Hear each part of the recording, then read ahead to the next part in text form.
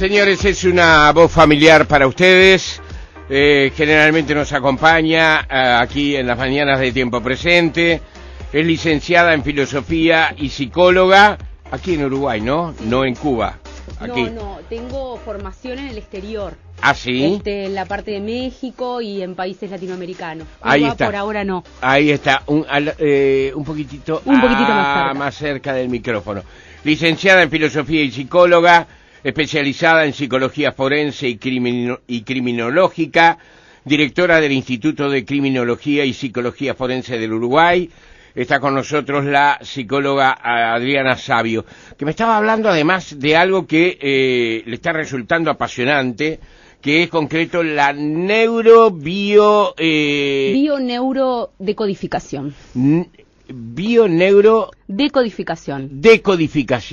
Que ciencias, una de las ciencias últimas de investigación en el ámbito de la salud mental, que está centralizada en la teoría de Henry Corbera, de la bioneuroemoción, y actualmente yo te comentaba, Jorge, previamente, que se está trabajando mucho aplicándose al ámbito de la criminología, para la investigación en trastornos de personalidad y justamente investigar de qué se trata, qué sucede en las mentes y en el ámbito psicoafectivo de estos sujetos, ¿no, verdad? Ahí está. Además de tener un nombre que es nuevo, es una disciplina relativamente nueva, ¿no, Adriana? Muy nueva, muy reciente, y en realidad lo que busca es combinar, diríamos, las ciencias duras con las ciencias más fácticas. O sea, cómo en realidad el medio o la ecología en la que nosotros nacemos nos altera o nos puede alterar negativamente el ámbito, diríamos, el aspecto, biológico, y como consecuencia de eso la conformación de lo neuropsicológico y posteriormente, las traumatizaciones que puede generar, ¿no, verdad? El cuerpo tiene una mente. En realidad el basamento central es ese. Nuestro cuerpo tiene una mente aparte de nuestra mente racional. Cuando el niño nace, que es uno de los aspectos que se estudia en investigación criminal, es muy importante poder prevenir a través de lo que vendría a ser el contacto y la empatía en el niño, o sea, poder promover todo ese tipo de, diríamos, cuidados iniciales, ¿sí? Con el objetivo de evitar después, posteriormente, que el niño quede traumatizado y genere psicológicamente otros aspectos. Un ejemplo. En psicópatas, por ejemplo, se ha analizado, se ha investigado que en realidad la mayoría de las veces en estimulación temprana han sido muy malos sus contactos con sus vínculos iniciales, principalmente las madres, ¿no, verdad? Hay una desafectivización.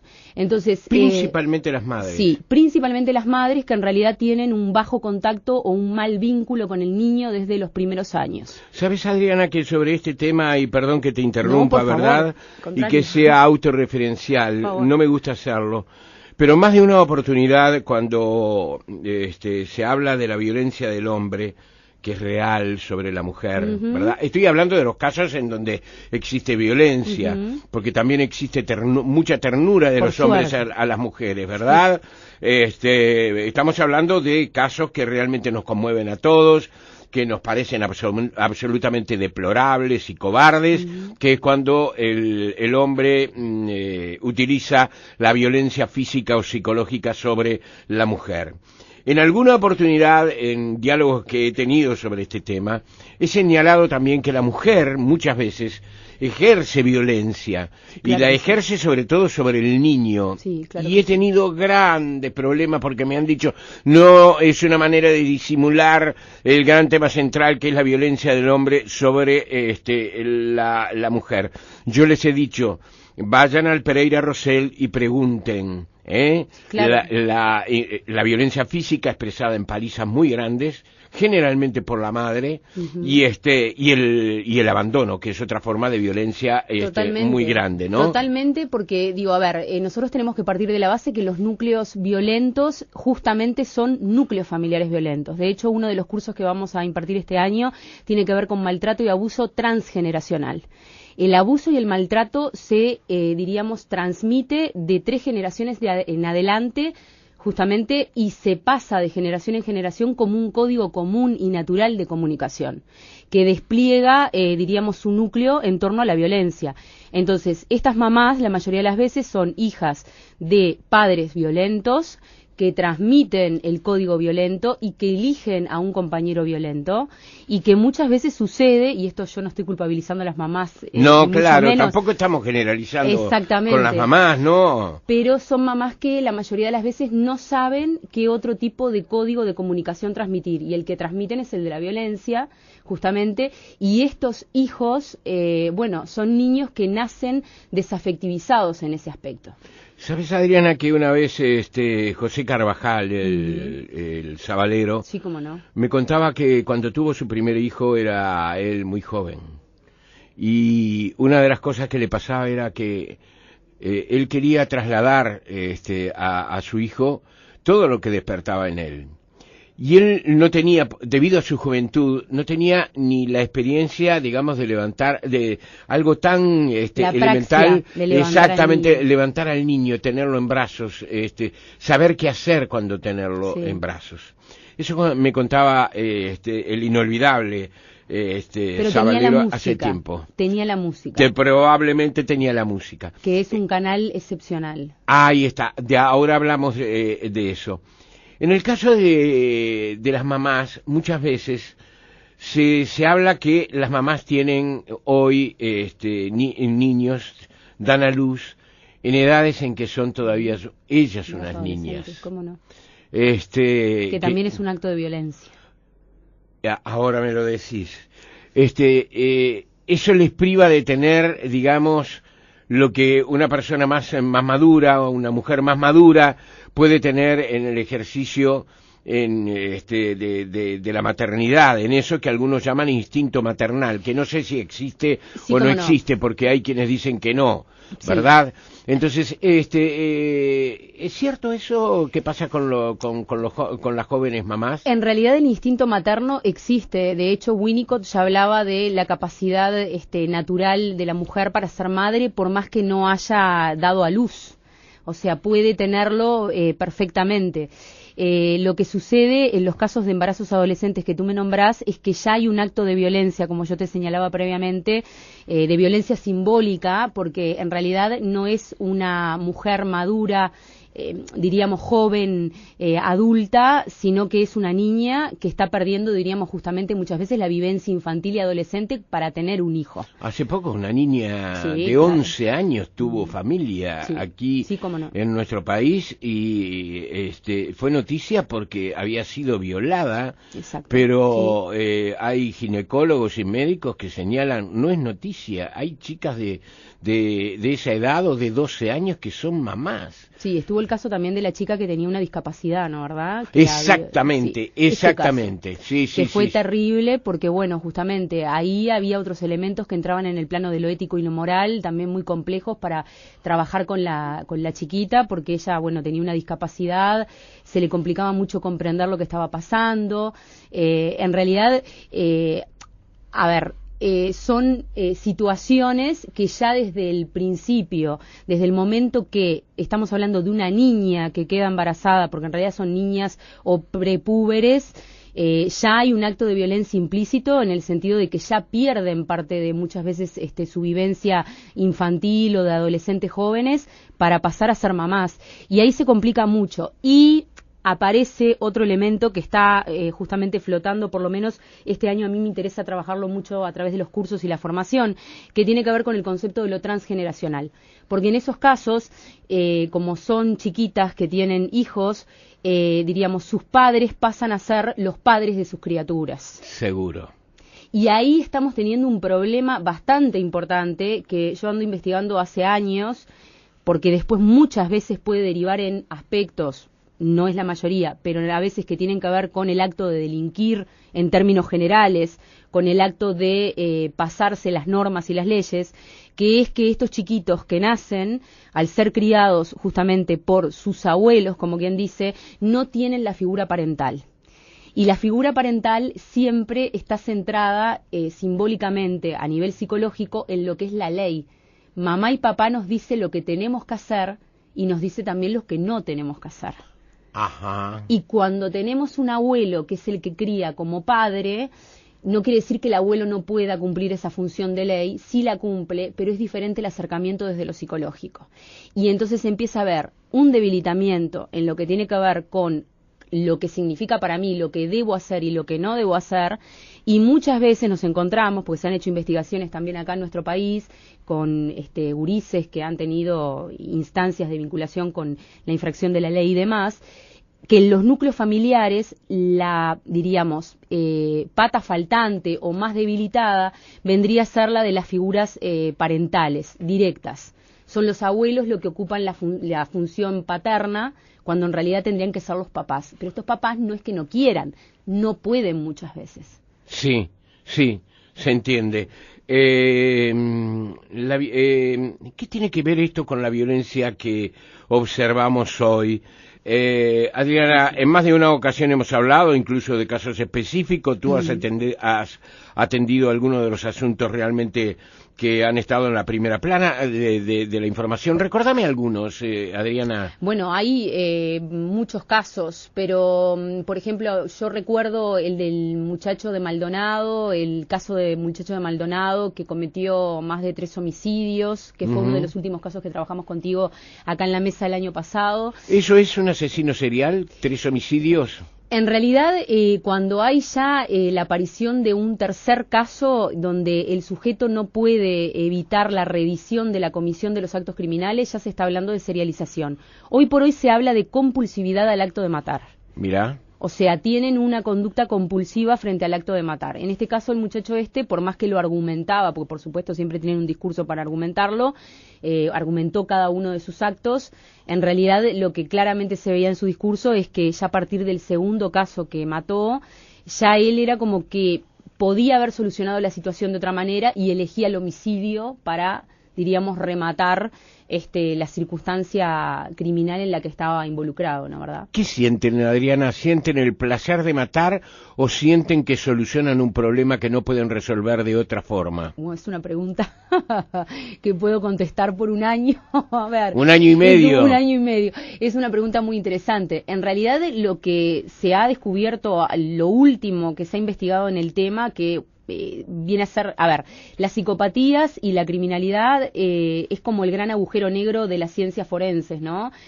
Todas las ciencias forenses se cuestionan mucho sobre este tipo de personalidades, sobre este perfil. En realidad lo que sienten no se sabe exactamente.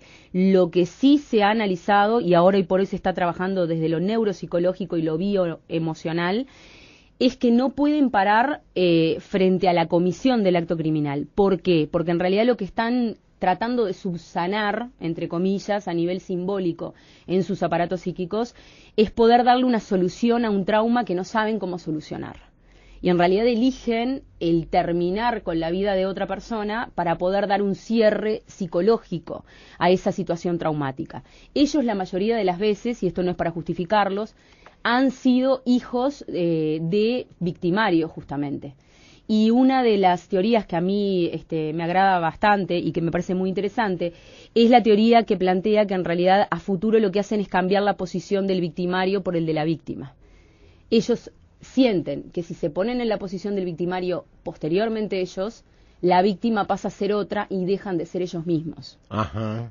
Entonces hay un juego de cambios, de rotación en esa mente, que es muy complejo. Yo lo estoy simplificando muchísimo. Hoy por hoy, a nivel de la neurocriminología, que es lo último que se está trabajando, yo estoy en contacto con el Departamento de Investigación de México de la UNAM, con la doctora Frechi Otrosky Solís, que es una eminencia, trabaja solamente con psicópatas. Lo que se está investigando es que hay, primero, un trabajo muy importante en estos cerebros a nivel de la parte raquial, de la parte instintiva. Hay mucho desarrollo de lo instintivo, mucha generación de hormonas, la mayoría de las veces más masculinas que femeninas, incluyendo en casos de seriales femeninas. Son mucho más masculinas ellas que cualquier otra mujer, porque hay un aumento de hormona masculina que induce a la violencia, más comúnmente que en otro caso. ¿Somos más violentos los hombres? Los hombres, no sé si son más violentos, porque en realidad decir que son más violentos tiene una connotación social que habría que analizar. Y que en realidad sería etiquetarlos, que no me parece, yo no estoy de acuerdo. Lo que sí hay en el varón es diríamos, a ver cómo explicarlo, una organización más rápida para poder hacer emerger las hormonas, que en este caso son las testosteronas y las derivadas de las testosteronas, a el cerebro, que hace que el varón pase más rápidamente al acto que la mujer. Sí. Sin embargo, y hay uno de los cursos que yo voy a dar este año que son solo sobre perfiles de mujeres seriales, en las mujeres lo que encontramos es que hay una pasión en el acto criminal mucho más instrumentalizada que en el varón.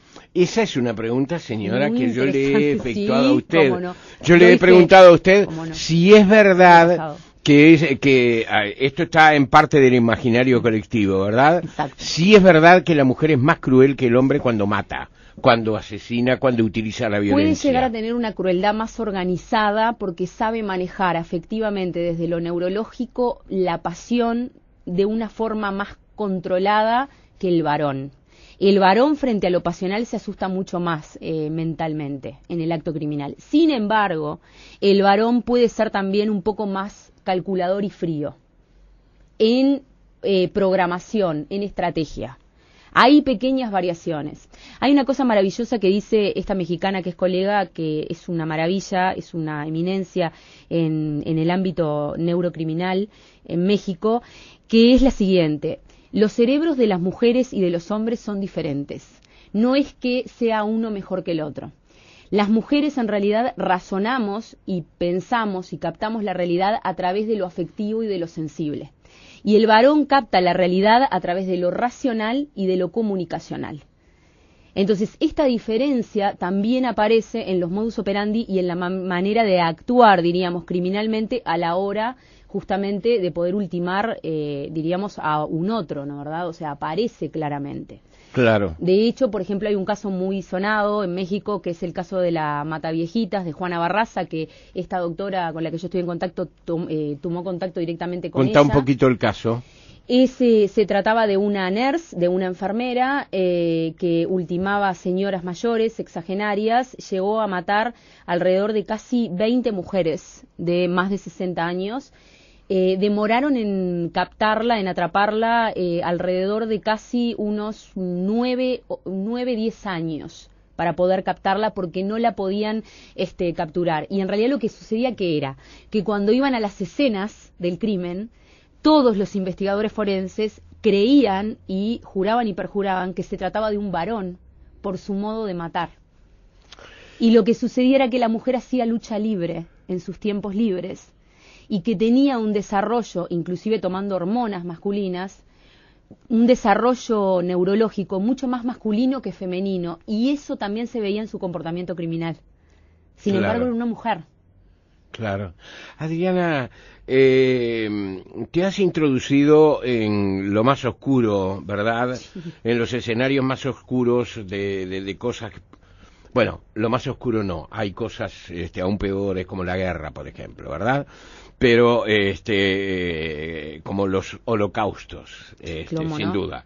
Pero te has introducido en escenarios muy oscuros que tienen que ver con lo que el hombre produce, con lo que el hombre protagoniza. Has estado en escenarios de muerte, de asesinato, de abusos, de delitos, de situaciones escabrosas. ¿El hombre es capaz de hacer cualquier cosa? Hay algo que siempre digo, que es lo siguiente: el ser humano, los seres humanos somos capaces de hacer lo más maravilloso y lo más cercano a la perfección, y te diría de la divinidad, lo más cercano a la divinidad perfecta, y podemos también ser capaces de ocasionar las cosas más horrorosas. En realidad eso justamente es una de las puntas que yo planteo en mi libro, ¿no, verdad? Cuando trabajo el tema de la perfilación en seriales, ¿no? En homicidios seriales. Bueno, ¿qué le pasó a esta gente para poder llegar a esos extremos tan aborrecibles, en realidad? ¿Qué sentís tú cuando ingresás en esos mundos? En realidad nosotros tenemos que protegernos mucho psicológicamente, y uno de los escudos, y yo siempre lo manejo y se lo señalo a mis alumnos también, es escudarse y, diríamos, ampararse en la esperanza, ¿no? O sea, uno tiene que trabajar siempre con la mente en la luz en este tipo de casos. Es meterse en la oscuridad, pero diríamos con una luz interna uno, ¿no? ¿Verdad? Para no perderse en esa oscuridad, porque son ámbitos muy tordios, muy, muy siniestros, ¿no? La psicología, el psicoanálisis, ¿verdad? La psiquiatría tienen frente a alguien que va en general por una consulta que surge de un problema. Los seres felices generalmente no vamos al psicoanalista. Las personas que tienen todas resueltas, exacto, si es que existe alguno en este mundo, no van al psicólogo, no van al psiquiatra. Cuando alguien se pone frente a ti, hay un problema para descubrir. Pero cuando ese problema se ve acentuado por la personalidad o por los antecedentes de esa persona, por ejemplo, un asesino o una asesina, ¿cómo es tu relación? ¿Cómo te sentís? Es una muy buena pregunta. En realidad, no deja de ser clínica lo que se hace siempre. Sí. Pero es una clínica, diríamos, con otro tipo de enfoque, ¿no, verdad? Es muy importante poder habilitar a que el otro devuelva sobre uno. Me parece que eso es clave.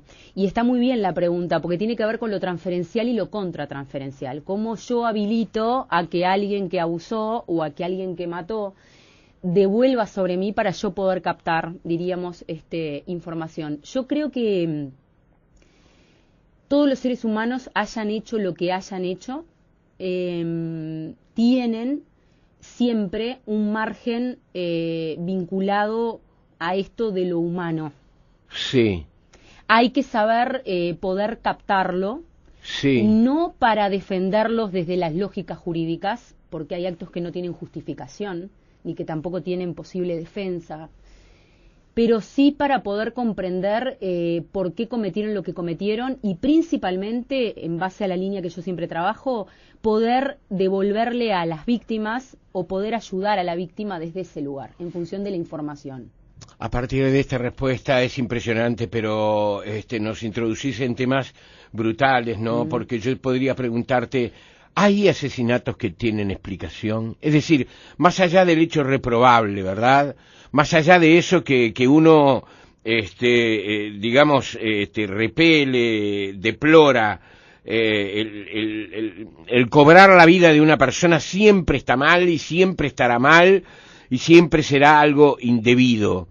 Pero hay situaciones que explican el asesinato, que una persona termine con la vida de otra persona. Ya sé, Adriana, estaríamos 3 días para esto.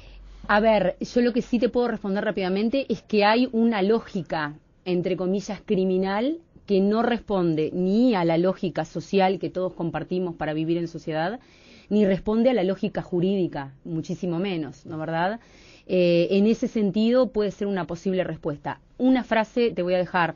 Jacques Alain Miller, que es un psicoanalista lacaniano de mucho renombre, francés, expresa en un artículo muy interesante sobre la criminología psicoanalítica que el acto criminal es el acto más esperablemente humano que existe, porque en realidad cuando los seres humanos no hacemos mediar nuestros pensamientos morales, podemos pensar autor. No lo estamos explicando socialmente, pero además. Sin embargo, sí, señor, el acto criminal, claro que sí, que tiene una lógica que hay que poder comprender para poder prevenir y para poder ayudar a las víctimas. Claro. Yo lo veo desde el lado ese luminoso, ¿no? Claro, no estamos hablando de los términos delictivos, ¿no? Exacto. No estamos hablando de alguien que entra a un banco y mata a una persona o a 5 o a 10. Exacto. Estamos hablando de episodios que de repente se van de control y terminan en esa situación sin llegar a la justificación. Cuanto la víctima más conoce, más control va a tener sobre posibles situaciones a futuro en las que pueda estar amenazada y más le vamos a devolver a las víctimas. Mirá qué pregunta te hacen. Tengo una cantidad de preguntas de la audiencia. Bueno, muchas gracias. Diana, por ejemplo, Diana hace una pregunta que es preciosa. Y te digo, Diana, hoy no te la va a responder Adriana Savio, pero vamos a tener la esperanza de que venga en los próximos días. Un gusto. Si desde la niñez se puede anticipar si un ser humano va a ser violento o no. Sí. ¿Cuáles son las costumbres que debemos, la misma Diana hace también en otro mensaje, cuáles son las costumbres que se deben alimentar en las personas para que eso no ocurra? Hay que hacer una apología de la ternura y del amor, como yo siempre le digo a mis alumnos. Pero hay que defenderlo, el amor y la ternura. Pero hay factores, la pulsión de muerte, está Claro que sí, pero la pulsión de muerte también, diríamos, nosotros la podemos alimentar o, diríamos, dejar de alimentar desde la más temprana infancia. Señora, su último libro, Yo nací muerto, asesinos en serie, historias de amor del victimario, perfilación criminal y estudio de casos, es de la psicóloga criminalística Adriana Savio Corvino. Recuerden que son historias reales, ¿verdad, Adriana? Exactamente, son 10 casos de historias reales enfocados desde la percepción o desde el perfil de las madres y de cómo estas mamás criaron como pudieron, ¿no, verdad?, sin ánimo de culpabilizar a estos hombres que terminaron cometiendo los actos que terminaron. Está analizado desde lo psicoafectivo. Bien, y quiero decirles que alguien me ha susurrado al oído que nombres importantes del teatro uruguayo llevarán este libro al escenario en poco tiempo, pero de eso les vamos a dar detalles. A través de un proyecto de teatro criminológico, ¿no?, que también es para educar y para formar. Ahí está, de eso vamos a estar hablando en una próxima oportunidad. ¿La seguimos, Adriana? Sí, en pocos días puede ser, sí, porque claro nos quedó sí. pendiente una cantidad de cosas. Claro que sí. Nos quedó pendiente sobre tus cursos, hay preguntas a propósito de eso. Yo puedo dejar, sí, con mucho gusto, algunos teléfonos de contacto donde se pueden comunicar conmigo directamente. O un correo, ¿cómo no? Dámelo el correo ya. El correo es psic@adrianasavio, todo pegadito, @gmail.com. Como psicóloga Adriana Savio, todo pegadito, @gmail.com. Y hay 3 números de contacto: 091-434-174, 099-920-446 y 092-157-062. Los cursos van a comenzar a partir de abril, son mensuales, de formación abierta. Tenemos mucha población que estamos formando y son 29 propuestas académicas de los últimos avances en el ámbito forense y criminal. Así que bueno, hay inclusive un curso que a vos te va a interesar mucho, Jorge, que tiene que ver con los vínculos tempranos entre madres e hijos y la prevención criminológica. De alguno de esos temas hablamos en la próxima. ¿Cómo no? Licenciada en Filosofía y psicóloga, especializada en Psicología Forense y Criminológica, directora del Instituto de Criminología y Psicología Forense del Uruguay. Ha estado con nosotros la psicóloga Adriana Savio. Hasta dentro de pocos días, Adriana. Muchísimas gracias. Gracias por venir a ti, gracias por tu tiempo. 10 horas, 2 minutos de la mañana. Estamos, pero pasadísimos. Pido disculpas a la audiencia, pido disculpas a mis compañeros. Pero es que Ángel Buceta tiene estas cosas y nos hace pasar de tiempo. Y bueno, él lo hace pensando en el programa fundamentalmente. Seguimos adelante, ya actualizamos la información con Alejandro Acle, que también tiene algo muy interesante previsto para dentro de algunos minutos.